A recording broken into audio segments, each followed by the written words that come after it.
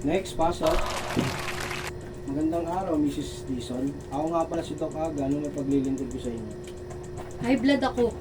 High blood po kayo. Makitanong ko lang po ba? Ano bang mga kinakain nyo? Talbos ng kamote. Talbos na kamote. Eh, gulay yun ah. Di naman nakaka-high blood yun. Makitanong ko lang. Baka meron po ba kayong ibang kinakain? Wala. Umaga, tanghali, gabi, snack, midnight snack.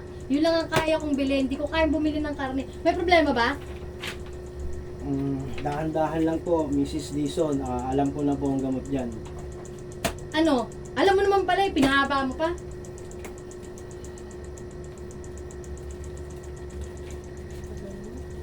Ito po.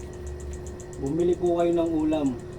Wag lang po talbos ng kamote ha. Ano pong pakiramdam nyo ngayon, Mrs. Dison? Hala, ang gaan.